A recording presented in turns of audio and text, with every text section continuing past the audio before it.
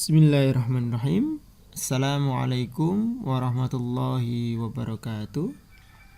Ananda dan pemirsa semuanya yang semoga selalu dirahmati oleh Allah Subhanahu wa taala.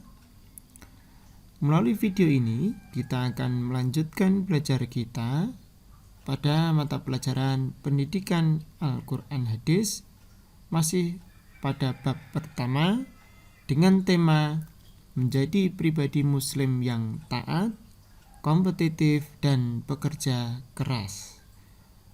Namun sebelum kita ke materi, mari kita awali dulu belajar kita dengan baca basmalah dan berdoa bersama. Bismillahirrahmanirrahim. Raditu billahi rabba wa bil islami dina wa bi muhammadin nabiyya wa rasula rabbi zidni ilma warzuqni fahma amin. Sembari kita ingat materi pokok yang kita pelajari pada bab pertama, melalui video ini kita akan fokus kepada materi pokok yang nomor 7, yaitu hadis riwayat muttafaqun alaih tentang kerja keras.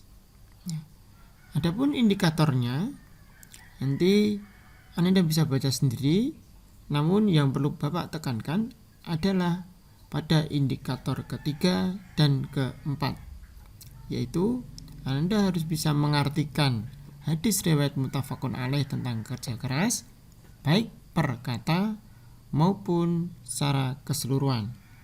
Sedangkan untuk yang keempat, Anda harus bisa mendemonstrasikan hafalan hadis riwayat muttafaqun alaih tentang kerja keras baik secara keseluruhan maupun hanya matan atau isi hadisnya saja. Berikut adalah hadis riwayat muttafaqun alaih tentang kerja keras. Sebelum kita baca secara keseluruhan, kita baca dulu perpotongan hadis ke potongan hadis yang lainnya. Namun sebelum kita baca penggalan hadis atau potongan hadis, kita ketahui dulu bahwasannya struktur hadis itu setidaknya terdiri dari 3 bagian, sebagaimana yang sudah Bapak sampaikan ini sebagai pengingat. Yang pertama, ada sanad. Dalam hadis itu ada sanad. Sanadnya apa? Biasanya diawali dari an abi sampai sallallahu alaihi wasallam qala. Nanti Bapak tunjukkan matan hadis itu apa? Isinya. Jadi isi hadisnya itu apa? Jadi ada pembuka, ada isi, ada penutup. Nah, pembukanya itu adalah sanad, matan ini adalah isi hadisnya, kemudian yang terakhir adalah perawi. Perawi itu penutupnya. Penutupnya kalau hadis apa? Biasanya ditunjukkan dengan tanda kurung, bahwasanya itu yang meriwayatkan adalah orang itu. Jadi sanad ini adalah urut-urutan dari Nabi Muhammad ke siapa dan yang terakhir mendengarnya. Jadi jika hadisnya itu disampaikan oleh Rasulullah SAW melalui lisan, jadi ketika Nabi Muhammad berkata atau melisankan sebuah hadis, itu siapa yang mendengar? Contoh, yang mendengar si A. Nah, si A ini berkata lagi, mengatakan apa yang dikatakan oleh Rasulullah kepada si B, sampai berapapun, umpamanya cuma 2. Nah, kalau cuma 2 ya sudah, itu berarti urut-urutannya yang dapat yang ngomong adalah si B dapat dari si A dapat dari Rasulullah. Itu adalah urutan sanad. Contoh yang lain adalah urutan sanad. Untuk mengetahui runtutan kamu itu cucunya siapa sih?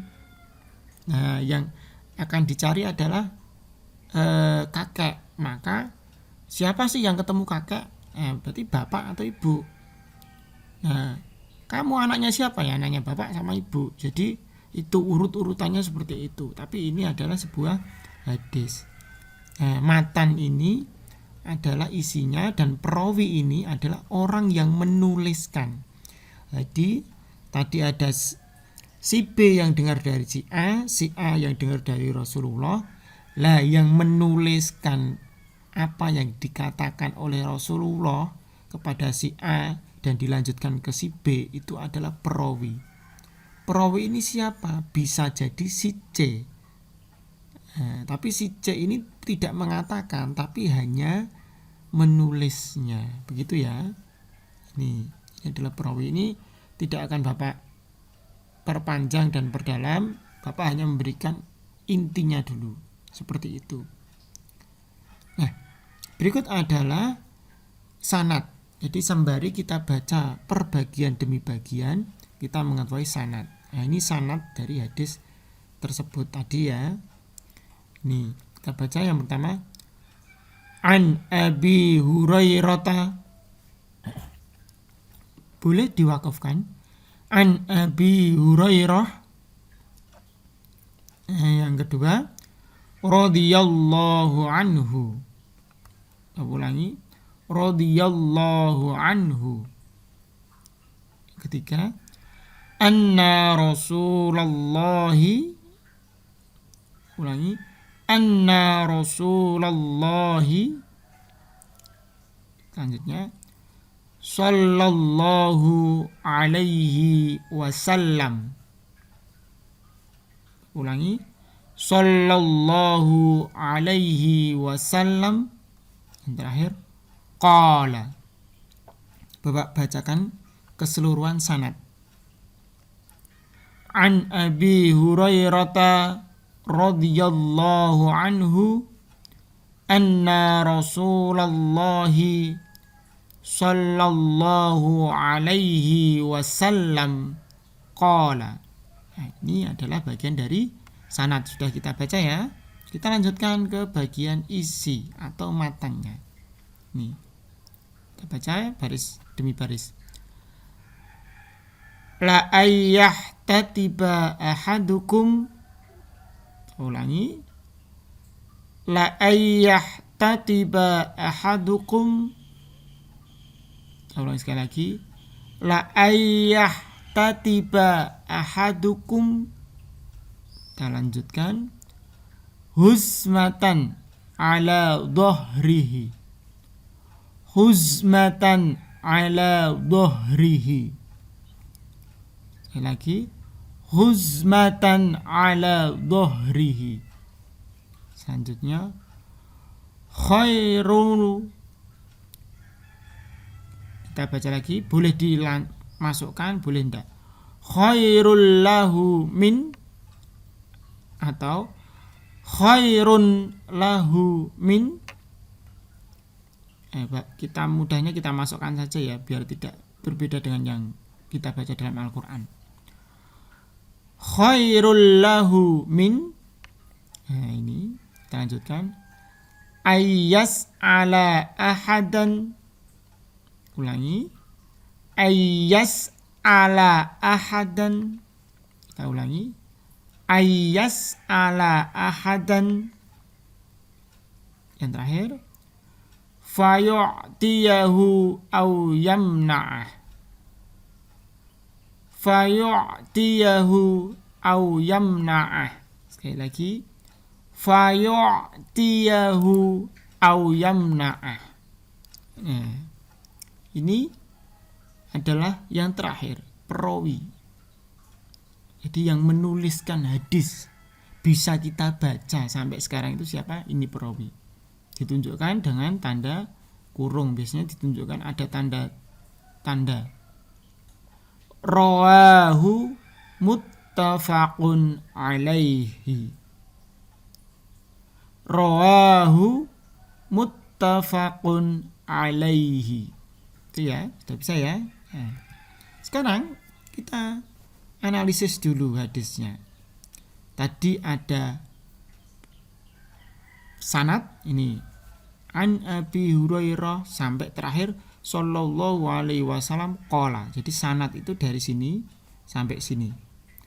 Dari depan sampai titik 2 ini adalah sanadnya. Itu ya, ini sanad. Jadi matanya adalah ini setelah titik 2 sampai titik biasanya.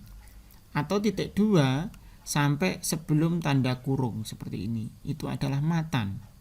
Sedangkan perawi adalah yang berada di dalam kurung seperti ini atau ditunjukkan dengan kata rawahu. Begini ya. Ya. Langsung kita baca secara keseluruhan. An Abi Hurairah radhiyallahu anhu anna Rasulullah sallallahu alaihi wasallam qala la ayyahtatiba ahadukum huzmatan ala dhahrihi khairul lahu min ayyas'ala ahadan fayu'tiyahu aw yamna'ah. Rawahu muttafaqun alaih. Anda bisa pause kemudian dibaca-baca terlebih dahulu, baru nanti dilanjutkan lagi ke selanjutnya. Berikut adalah arti perkata hadis riwayat muttafaqun alaih tentang kerja keras. Jika Anda merasa video ini terlalu singkat, terlalu cepat, silakan video ini bisa di-pause atau diulang-ulang sesuai dengan kebutuhan. Ini adalah beberapa yang bisa Bapak tunjukkan dari arti per kata. Jika Anda sudah membawa buku paket pendidikan Al-Quran Hadis kelas 11, maka Anda bisa melihat arti per kata secara keseluruhan mulai dari halaman 29 sampai halaman 30. Nah, arti secara keseluruhan seperti ini. Dari Abu Hurairah RA atau radhiyallahu anhu, bahwasannya Rasulullah sallallahu alaihi wasallam bersabda, sesungguhnya dari kalian yang mencari seikat kayu bakar kemudian memanggulnya dengan punggung lebih baik baginya daripada dia meminta-minta kepada seseorang, baik orang itu memberinya atau menolaknya. Hadis riwayat muttafaqun alaih.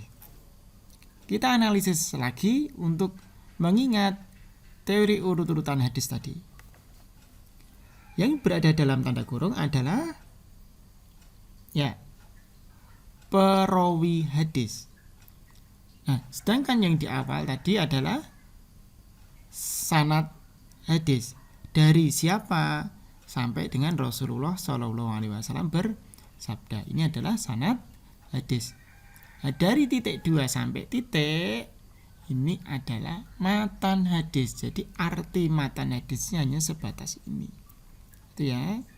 Oke, kita lanjutkan ke penjelasan. Jadi hadis tersebut menjelaskan kepada kita bahwasannya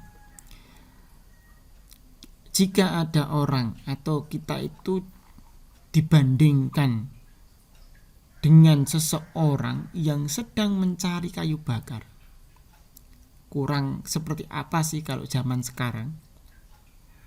Minyak banyak, gas juga ada, bahkan memasak saja bisa dengan listrik. Kenapa harus mencari kayu bakar? Jadi itu sesuatu hal yang mungkin sangat receh sekali, mungkin sangat kurang, atau bagaimana kita mengartikan. Intinya suatu hal yang susah kalau kita lihat dalam konteks sekarang. Tetapi Nabi Muhammad menggambarkan orang yang mencari kayu bakar, kemudian dia mengikat sudah mencari, masih diikat, kemudian memanggulnya dengan di punggungnya. Jadi sudah mencari, kemudian diikat biar mudah dibawa, kemudian dipanggul. Itu lebih baik. Orang yang seperti itu lebih baik daripada dia meminta-minta kepada orang lain. Maksudnya apa? Kok ada kaitannya mencari kayu dengan meminta-minta? Jadi kita untuk memenuhi kebutuhan kita itu harus bekerja keras. Jadi mencari kayu itu menjadi sebuah contoh bekerja keras. Kan yang mudah yang beli gas itu mudah, tapi kan itu mencari kayu. Tidak hanya mencari kayu, mencari batu dan lain sebagainya, yang bekerja yang dianggap keras itu lebih baik dibanding meminta-minta. Jadi dari hasil keras tadi dijual untuk dijadikan uang, kemudian untuk membeli kebutuhan-kebutuhan yang lainnya. Itu lebih baik daripada meminta-minta. Nah, di dalam hadis tersebut juga masih ditekankan lagi, ketika kita meminta itu sudah hal yang buruk. Ketika kita minta kepada si A, nah, itu sudah menjadi hal yang buruk. Dalam tanda kutip ini meminta bukan tidak hanya meminta pertolongan ya, meminta yang untuk materi. Walaupun orang yang kita minta itu tadi memberi atau tidak. Ketika orang yang kita minta tadi memberi, itu ya sudah buruk yang kita lakukan. Kalau tidak memberi ya sama saja, karena yang ditekankan adalah meminta-minta, bukan diberi atau tidaknya. Jadi kita tidak boleh berpangku tangan dan mengandalkan belas kasih orang lain. Ketika kita masih kuat, kita masih bisa berusaha dengan keras, kita masih sehat, ya kita harus bekerja dengan keras untuk diri kita sendiri. Minimal itu. Setidaknya untuk keluarga kita, untuk orang tua kita. Yang kedua, kita harus selalu berterima kasih kepada orang tua, kepada keluarga kita yang telah bekerja keras untuk memenuhi kebutuhan sehari-hari kita maupun biaya sekolah kita. Dengan cara apa? Ya dengan cara mengucapkan terima kasih atau belajar dengan sungguh-sungguh atau beribadah dengan sungguh-sungguh atau mendoakan orang tua kita, keluarga kita dengan baik, dengan istiqomah. Gitu ya. Dan yang ketiga, tidak boleh memiliki kebiasaan manja dengan meminta fasilitas hidup yang mewah kepada orang tua atau keluarga. Ini yang sering terjadi. Jadi, ketika kita memiliki kebutuhan, terkadang kita tidak minta pun orang tua ketika tahu pasti akan dibelikan. Tentunya ada orang tua yang bisa langsung membelikan, ada yang harus besok atau besok lusa. Tapi pasti akan dibelikan. Jadi ada yang beranggapan bahwasanya HP itu sesuatu yang mewah. Ada juga yang beranggapan bahwasanya HP itu adalah sesuatu yang sudah biasa dan wajar untuk dimiliki, apalagi ketika pandemi seperti ini. Kita belajar lebih banyak dengan menggunakan gawe atau HP. Tapi ketika orang tua tahu kalau itu kebutuhan kita, pasti akan dibelikan. Namun kita tidak boleh terus meminta atau ngarani dalam bahasa Jawanya. Meminta harus HP yang seperti ini, harus yang seperti ini. Harus iPhone, harus yang RAM-nya 10 GB dan lain sebagainya. Itu termasuk fasilitas yang mewah. Jadi kita tidak boleh meminta seperti itu. Jadi semampu orang tua kita dan sesuai dengan kebutuhan kita. Gitu ya. Nah, jadi kalau ada beasiswa ya kita kejar beasiswanya, jangan terus kita manja meminta kepada orang tua, walaupun itu bagian dari kewajiban orang tua. Dan yang keempat, kita harus terus belajar dengan keras menghafalkan maupun memahami dalil-dalil Al-Quran maupun hadis tentang petunjuk kehidupan. Kenapa harus seperti itu? Ya biar kita terus terarah. Jadi adanya Al-Quran, adanya hadis ini untuk menunjukkan kepada kita sebagai manusia untuk selalu berjalan lurus kepada Allah Subhanahu wa ta'ala. Nah, tentunya kita dalam hidup ini tidak hanya berjalan, tidak hanya diartikan berjalan. Terkadang kita juga tidur, terkadang kita juga makan, terkadang kita juga minum, terkadang kita juga bermain. Namun bagaimana tidur yang baik, bagaimana bermain yang baik, bagaimana makan yang baik, bagaimana minum yang baik, dan lain sebagainya, tentunya kita bisa mendapatkan itu dari dalil-dalil Al-Quran maupun hadis yang sudah diberikan oleh Nabi Muhammad kepada kita semuanya. Nah, dari sini silakan sebagaimana yang sudah dilihat dari materi di depan, penilaiannya adalah mendemonstrasikan hafalan. Jangan lupa ditambahkan arti dan penjelasannya. Kemudian diberikan satu contoh perilaku yang sesuai. Nah, kemudian tahapan menghafal masih sama. Silakan bisa dibaca dan di-pause. Kemudian pedoman penskoran juga masih sama. Ya. Mungkin itu yang dapat Pak Falah sampaikan. Kurang dan lebihnya mohon maaf. Semoga bermanfaat. Mari kita akhiri dengan membaca hamdalah dan berdoa kafaratul majlis bersama. Alhamdulillahi Rabbil Alamin. Subhanakallahumma wa bihamdika ashhadu an la ilaha illa anta astaghfiruka wa atubu ilaik. Assalamualaikum warahmatullahi wabarakatuh.